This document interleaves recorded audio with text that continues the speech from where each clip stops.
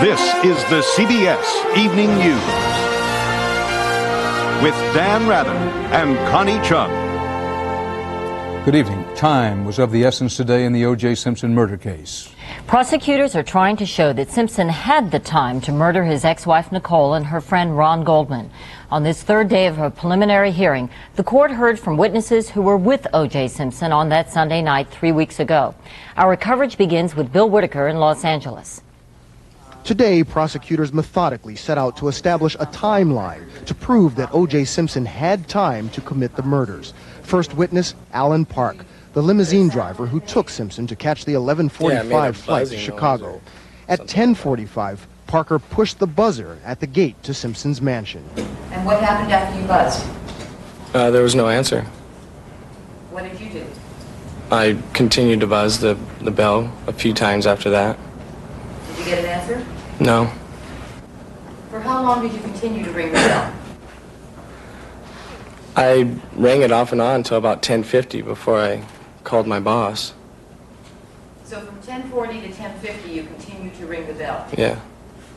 And you got no response? No. 5 minutes later, Park says he saw a young white man by the side of the house. Park says he also saw something else in the shadows. I saw somebody cross the driveway and go into the house.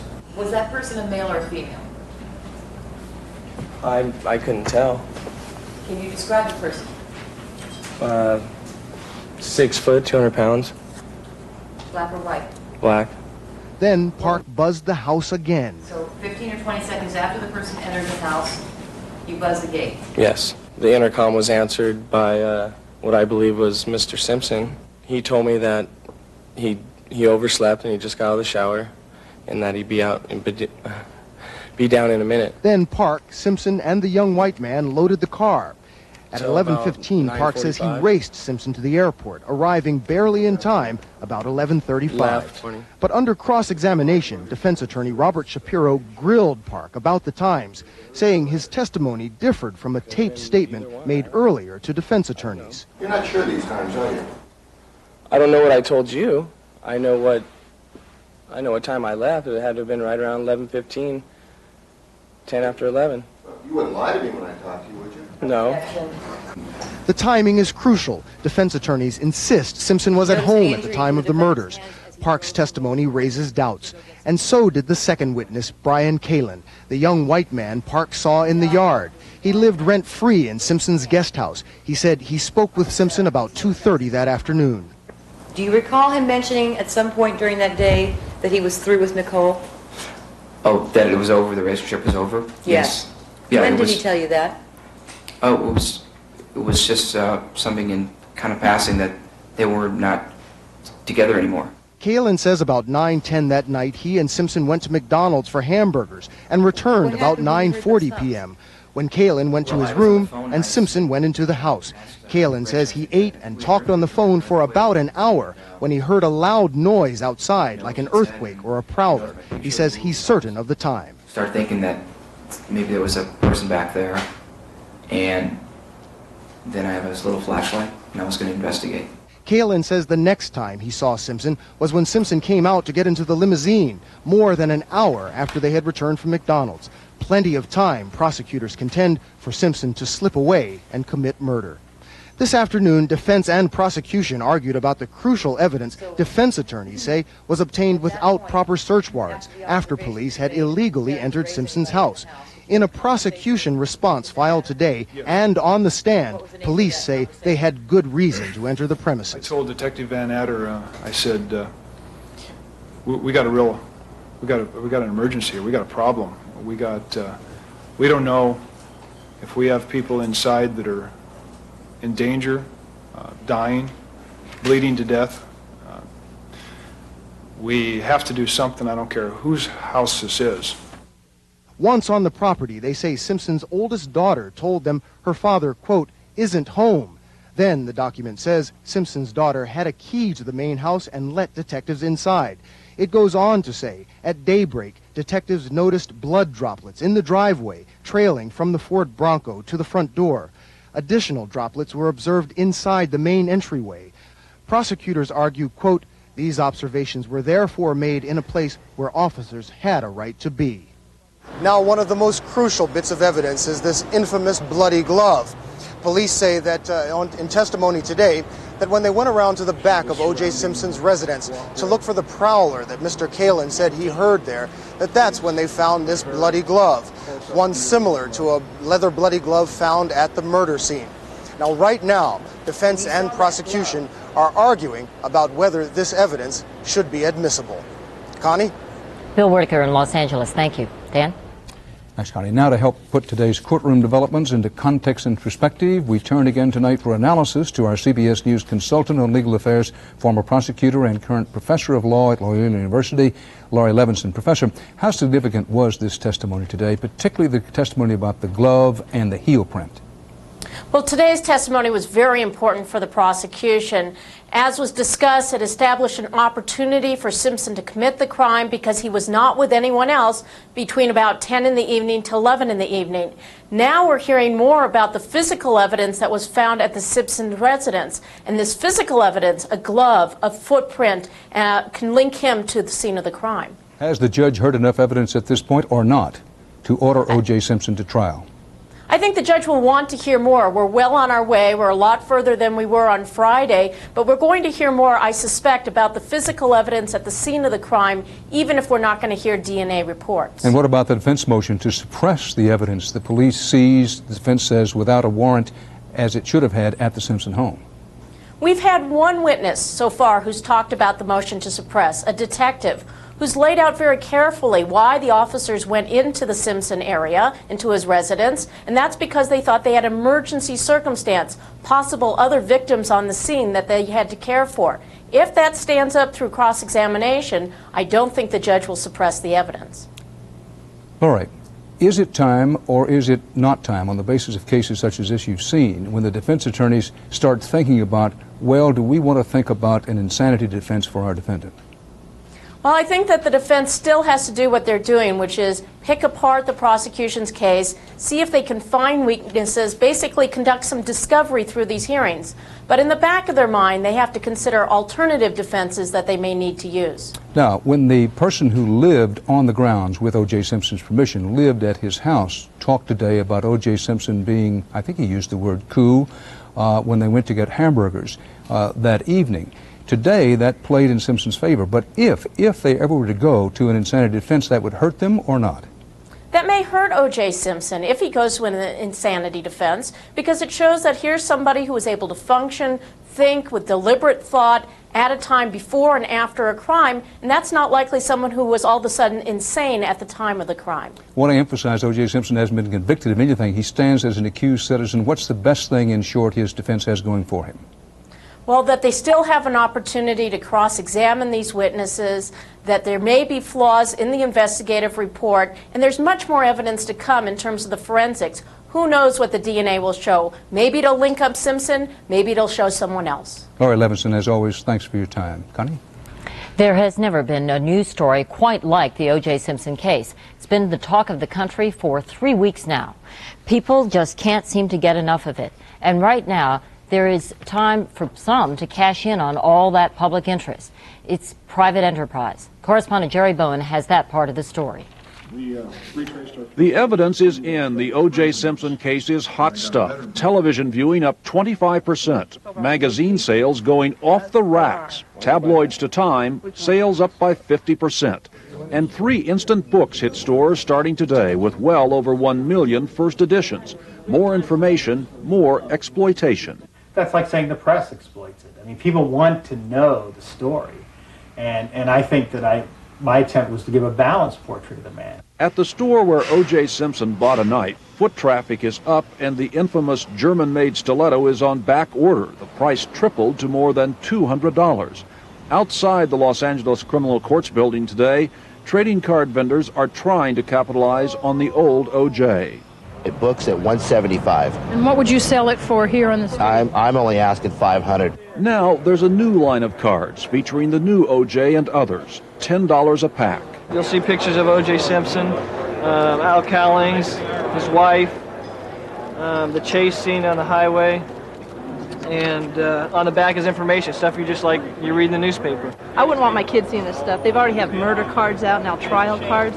That's pretty wild, but this is America, making money. The major networks are cashing in too, selling videos of their primetime news magazine shows as they routinely do. No sales figures yet, but one of those videos is coverage of the chase. For some people, it's all too much, especially this man who accidentally encountered a camera crew today.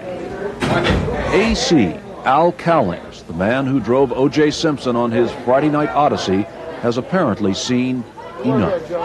Jerry Bowen, CBS News, Los Angeles. Straight ahead on tonight's CBS Evening News, the U.S. has a new destination for Haitian refugees and new pressure on Haiti's military.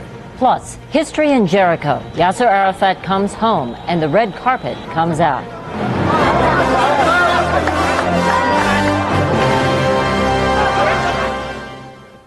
Attention heartburn sufferers. If antacids work, why do I keep getting heartburn?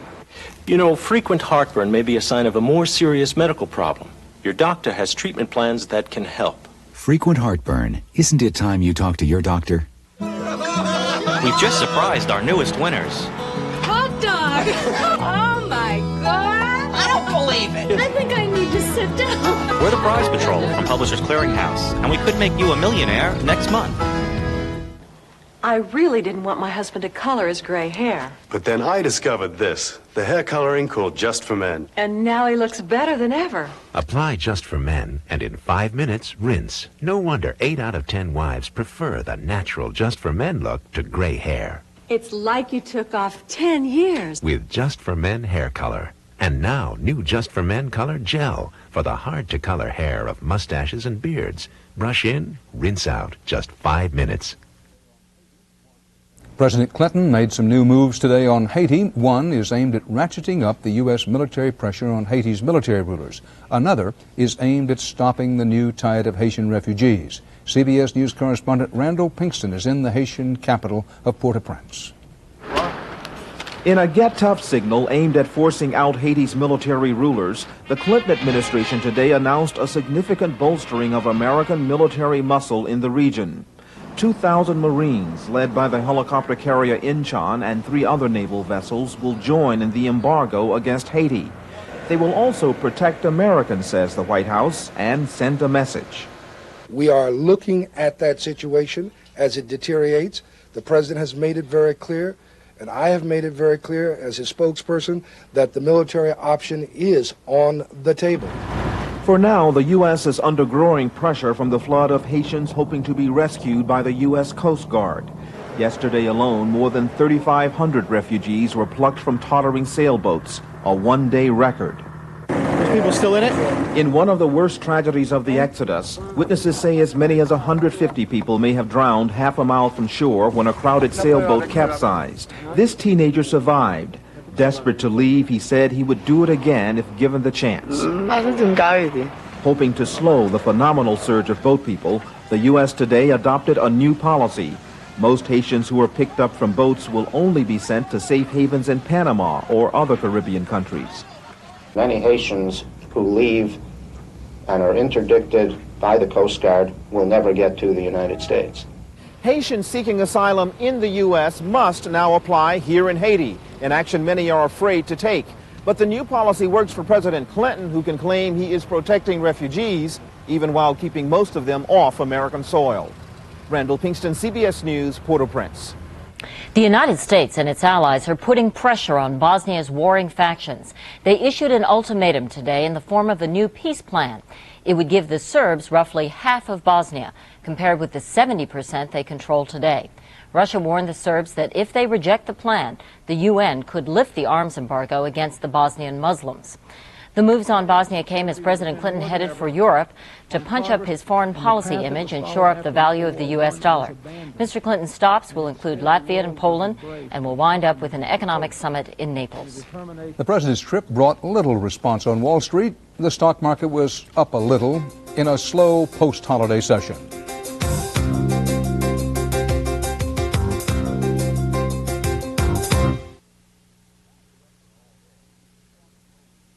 When you manage a restaurant all day, you need the strongest hold you can get.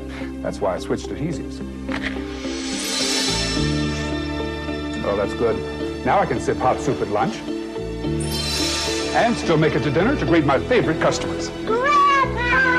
Even in the hottest liquids, when other adhesives stop holding, Fix-It-Dent holds stronger and longer. It's a long, hard day, but I love every minute of it. For the strongest, longest hold, Fix-It-Dent and forget it. Starts behind the eyes, goes behind the head. I guess they're stress headaches. I get them right here. My head is just getting tighter. You're clenching your teeth. My daughter does help contribute to my headache. For fast relief of tough headache pain, now there's extra strength Tylenol gel tabs. All the power of extra strength Tylenol combined with innovative gel coat technology. Nothing works faster. It goes away really, really quick. I feel clear-headed again. Work fast for me. Tylenol gel tabs, the newest form of powerful pain relief. Works. Look! Did you see the sign? Yeah, 4 extra value meals for $2.99. It's fake news. Oh, the other one! It says supersize free! It can't be free! Now, to celebrate McDonald's 4 extra value meals for just $2.99 each, we'll supersize yours free with supersized fries plus a large Coke. Okay! It's free! You said it's free! No, you said it's free! Supersize free when you buy any McDonald's extra value meal through July 18th. You might not remember the Lindbergh kidnapping case or the Shepard murder case, but they were the Simpson cases of their day. Then, as now, the question was raised, can the accused get a fair trial amid a crush of media attention? Eye on America takes a hard look at the media and the law. Tomorrow on the CBS Evening News. Yasser Arafat made the short hop by helicopter today from Gaza to Jericho. His stay was measured in hours, but for Palestinians, the visit ended decades of frustration and opened a door to the future. Correspondent Bob Simon was there. Arafat arrived in an Egyptian helicopter with an Israeli escort, but everything in Jericho was Palestinian. The man who has reviewed so many honor guards in so many foreign countries today was greeted by his very own. There were bagpipers. There was a real red carpet. Everything was orchestrated to underscore the symbolism of the event. Jericho may be a dusty desert town of 25,000, but it is the West Bank. It is Arafat's first foothold here. It is a half hour from Jerusalem. Jericho itself is a magnificent symbol. I mean, Jericho is a small place, but it's a symbol of the territorial integrity of the West Bank and Gaza. It was just that symbolism which led Israeli settlers to set up roadblocks on the way to Jericho to prevent West Bankers from getting to see their leader. They succeeded only in creating a spectacle, which was the object of the exercise. Some 5,000 braved the brutal July sun to hear Arafat. One woman infiltrated the security cordon to kiss him. Others were overwhelmed by emotion or by the heat, 113 degrees. The speech was followed by a solemn ceremony, the swearing in of the new Palestinian Authority with Arafat as chief executive. The visit may have been rich in symbolism, but Arafat announced today that a budget will be drawn up in the next few weeks, that liberated prisoners will be paid salaries until they get jobs, that a floor will be added to buildings in Gaza to deal with the housing shortage. The ceremonies are over. Nation building has begun. When Israeli Prime Minister Rabin sits down with Arafat in Paris tomorrow, he will no longer be meeting the leader of a guerrilla organization, but the duly sworn-in head of a new political entity, much smaller, much weaker than Israel, but a nation in the making, which Israel helped create and which it now has a vested interest in protecting. Bob Simon, CBS News, Jericho. In bloody Rwanda, rebels flushed with victory said today they'll soon form a new government. They consolidated their hold on the capital of Kigali, captured yesterday from outnumbered government soldiers. The rebels freed thousands of refugees who'd been trapped in a church compound. Rebel leaders denied any intention of confronting French troops, now in Rwanda trying to protect civilians. Stay with us for more of the CBS Evening News, including Moscow Vice, the Russian mafia now coming to America.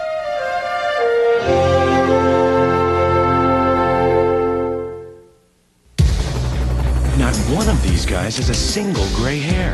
Is it by chance or is it by choice? New Clairol Men's Choice. It's a technological breakthrough. A new way to blend away the gray that's so natural looking, no one can tell you did it. New Clairol Men's Choice is an easy-to-use gel that won't drip. and it works in just 5 minutes without changing your natural hair color. No gray hair, and it looks so natural. Is it by chance or is it by choice? New Clairol Men's Choice. Before I started putting the adhesive on, the Super Polygrip, I couldn't eat the heroes, I couldn't eat the apples, I couldn't eat the nuts. Now that I wear the dentures with Super Polygrip, I can eat more of my favorite foods and not worry about my dentures. I just eat and enjoy it. Why compromise on a laxative? If strong and gentle is what you want, get Docalax. It's so effective, doctors recommend it more than X-Lax and Correctol combined. And it's gentle with comfort coating. Don't compromise. Get strong, get gentle. Get Docalax. The RF converter output of unit XLT735B is preset to VHF channel 3 prior to shipment. Wait. The RF converter output of unit XLT735B is preset to VHF channel 3 prior to shipment. The RF converter output of unit XLT735B is preset to VHF channel 3 prior to shipment. Any questions? Radio Shack has over 25,000 people with simple answers to complicated questions. Radio Shack, you've got questions, we've got answers. My God, my God. Think about your daydreams. Oh my What goodness. you would do. I think I need to sit down. 110 million. You're for real, aren't you? I don't know what to say. Miracles can happen for you. Publishers Clearinghouse, the house where dreams come true. The case against O.J. With no witness, forensic science may determine guilt. Will hard evidence reveal who killed Nicole Simpson? 48 hours Wednesday. The U.S. Justice Department will seek an independent counsel to investigate Agriculture Secretary Mike Espy. At issue, whether Espy improperly received free travel and other gifts from the head of Tyson Foods, a major poultry producer and backer of President Clinton. Meantime, the Agriculture Department says it will soon announce tougher inspection of poultry to reduce disease-causing bacteria. But critics note the USDA has no plans to increase the number of inspectors. A flood watch is in effect tonight for much of northern and central Georgia. The remnants of Tropical Storm Alberto dumped more than a foot of rain in some areas of the state, forcing hundreds of Georgians to seek higher ground. Flash floods are blamed for at least one death. Overseas, FBI Director Louis Freeh is finishing up an unprecedented mission to Moscow. Besides setting up an FBI office in Moscow, he signed a cooperation agreement with the Russians aimed at fighting the fast-growing Russian mafia over there and here in America. Apparently, this international effort against the Moscow vice mob comes not a moment too soon. As correspondent Jim Stewart reports, it's already clear what the FBI is up against. The director of the FBI didn't have to look hard for signs of organized crime in Moscow. The evidence was everywhere. And now Russian mobsters are coming to America, joining forces with what police still call the LCN, La Cosa Nostra. They come over here and they look at the way LCN has done business in the past, and they learn from the experiences of when the members of the LCN have been caught. What the Russians are finding is a mafia that has suffered losses, like the conviction of John Gotti, but is far from dead, and still has a strong hold over the construction industry, unions, and the local fish market. The new Godfather, experts say, is an odd character named Vincent Gigante. He puts on an act of being a mental retard, and he walks around Sullivan Street with a bathrobe on, and he has avoided actually going to trial because of these antics. But he is one of the strongest leaders left in organized crime, which is still concentrated in 5 New York-based families, while elsewhere police say its power is waning and gone altogether in some cities like San Francisco, Cleveland, and Philadelphia. In fact, the FBI has reassigned an entire squad of organized crime agents in New York from the old Cosa Nostra to the new gang in town, the Russians. Many in Congress agree with the strategy shift. It's drug running as such, and smuggling, and the laundering of funds, linking up with a network in this country by the Russian organized crime elements, I think poses a new and serious threat. A threat that has already resulted in 20 Russian mob murders, just like those on the streets of Moscow, right here in the United States. Jim Stewart, CBS News, Washington.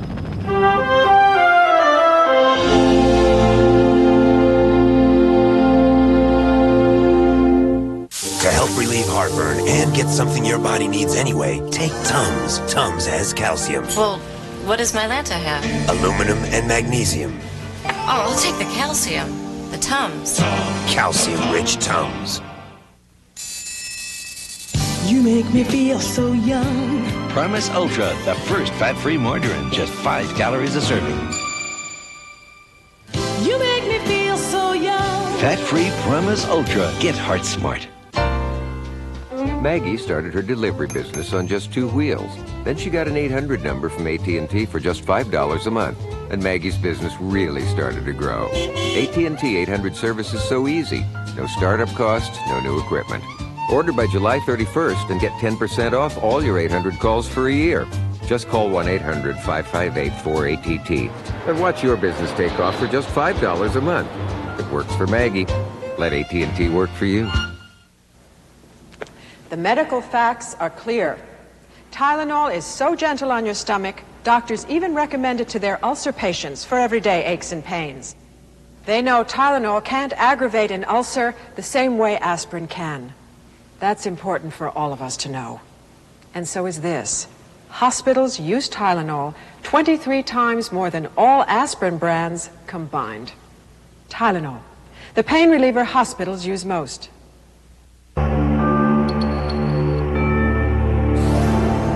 The new Accord EX Coupe.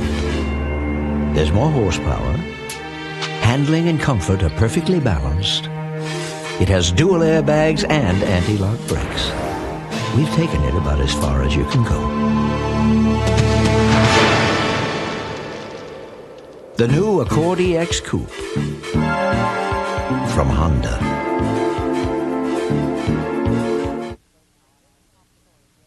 We want to bring you up to date now on our top story, the O.J. Simpson murder case. The preliminary hearing is continuing in Los Angeles. Prosecutors tried today to show that Simpson had the time to murder his ex-wife Nicole and her friend Ron Goldman. The court heard from a limousine driver who drove Simpson to the airport on the night of the murders. Alan Park testified that Simpson was not at home at the scheduled pickup time. Later, an L.A. police detective testified about the discovery of a bloody glove on the Simpson property, a glove which reportedly matches one found at the murder scene. The defense is asking the judge to suppress the glove and other evidence seized without a warrant from the Simpson home. Still a mystery tonight. What's inside that sealed envelope the defense presented to the judge last week? There will be much more about the murders of Nicole Brown Simpson and Ron Goldman later tonight in a CBS News special report. We will review today's developments involving O.J. Simpson, bring you expert analysis, and take a look at where the case may be heading. That's all coming up tonight at 8 o'clock, 7 in the Central Time Zone. And we will have more live coverage of the Simpson court case beginning tomorrow at noon Eastern Time. And we'll see you then and again tomorrow here on the CBS Evening News. Thank you for joining us. For Dan and all of us at CBS News, good night. Good night.